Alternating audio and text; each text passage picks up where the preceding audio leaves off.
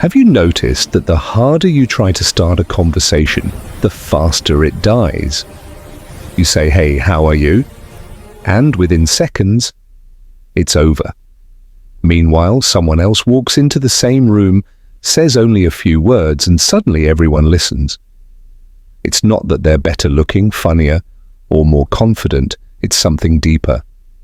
When they speak, the air changes, their words have weight. And the secret isn't about talking more, it's about saying less, but meaning every word. The Stoics understood this 2,000 years ago. Presence is far more powerful than performance. Today, I'll show you 6 simple phrases and 1 mindset that will make people naturally gravitate toward you without pretending, manipulating, or performing. And the 4th one is the most misunderstood of all. Principle 1. Tell me more about that 4 simple words, but they open doors most people never even see. Imagine someone says, "I've been learning guitar." See, what do most people do? They turn the moment into a competition. "Oh yeah, I played guitar in college," or "You should try this method I used." Suddenly the focus shifts from the other person to themselves, the door to connection closes, and the spotlight returns to ego. Now imagine you simply say, "Tell me more about that," and then you stop talking. You listen, not to reply, not to sound smart, but to truly understand. That's where real connection begins. Most people spend their entire lives waiting for someone who genuinely wants to listen. When they finally meet that person, they never forget it. Epictetus said, "We have 2 ears and 1 mouth so that we can listen twice as much as we speak." Listening is not passive, it's presence. It tells others, "You matter enough for me to be silent." When you speak less and listen deeply, people don't leave thinking that person was so interesting. They leave thinking, "I felt interesting when I talked to them." And that feeling is what makes them want to see you again. Principle 2, I don't know. 3 words that almost no one has the courage to say. When someone asks your opinion about something you don't understand, the instinct is to pretend, to sound clever, to say something vague that could mean anything. But pretense always shows. The tone feels off. The eyes look for approval, and trust fades instantly. Now picture someone confident enough to simply say, "I don't know," calmly, without apology, without excuses. That honesty changes the entire atmosphere, because if they're honest about what they don't know, you can probably trust what they do know. Socrates understood this when he said, "I know that I know nothing." It wasn't false humility, it was wisdom. Knowledge begins where arrogance ends. Insecure people need to appear informed about everything. Secure people are at peace, admitting they're not, saying, "I don't know," isn't weakness, it's clarity. It shows strength. And paradoxically, that's what makes others listen when you do speak. Principle 3, that sounds hard. When someone opens up about something painful, stress at work, a breakup, a personal failure, your instinct might be to fix it. "You should try this. When it happened to me, I did that." You mean well, but what they hear isn't empathy, it's judgment. Instead, just say, "That sounds hard." You're not trying to solve it, not minimizing their pain. You're acknowledging it. Marcus Aurelius wrote, "Be tolerant with others and strict with yourself." Most people do the opposite. They rush to fix others while excusing their own flaws, but real strength is gentle.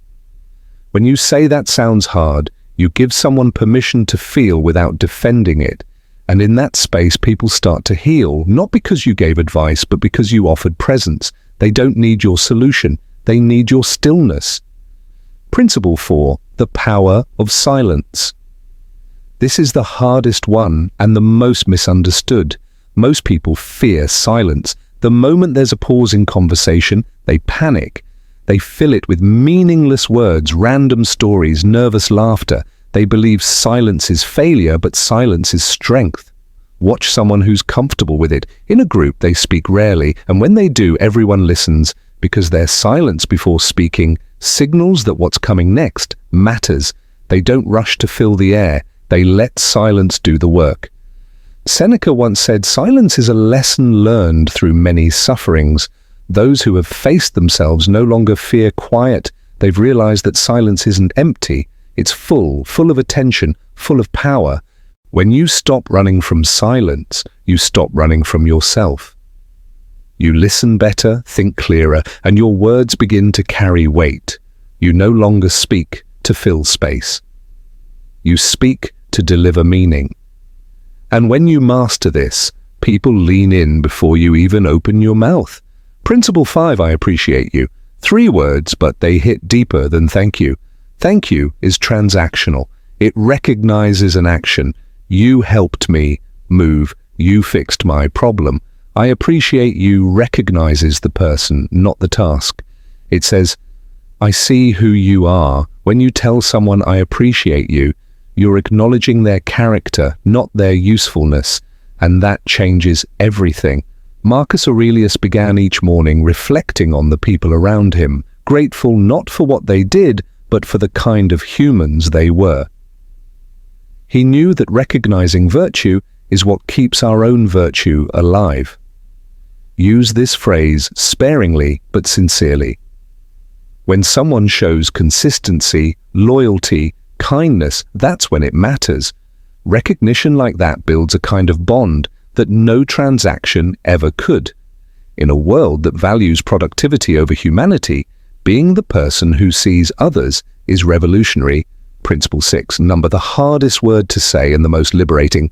People ask for your time, your energy, your attention, and even when you don't want to, you say yes out of guilt, habit, or fear of disappointing them. But every time you say yes to something that doesn't matter, you silently say no to what does. Your peace, your focus, your growth. Epictetus wrote, first learn the meaning of what you say, then speak. Every yes has a cost. If your yes means everything, it means nothing. Watch someone who has learned to say no. They pause, they consider, and if the answer is no, they simply say it without apology, without excuses. That clarity commands respect. Because when people know your no is real, your yes becomes powerful. Boundaries don't push people away, they filter them. They repel those who only wanted your availability and attract those who respect your value. These 6 phrases, curiosity, honesty, validation, silence, appreciation, and boundaries, are not social tricks. They are reflections of character. They don't require performance. They require presence. Be curious enough to listen, humble enough to say, I don't know, gentle enough to validate, calm enough to sit in silence, aware enough to recognize others, and strong enough to protect your time. The Stoics understood attraction isn't about adding more. It's about subtracting what's unnecessary, the noise, the need to impress, the fear of rejection. Or the moment you stop performing, people finally start paying attention, not just to your words, but to who you are when you speak them. If this video changed how you see communication, leave a comment below. Which of these 6 phrases will you practice in the next 24 hours? And if you want to keep growing in calm, presence, and self-mastery, subscribe to Stoic Spring, where you'll build the habit of protecting your peace and strengthening your mind one day at a time.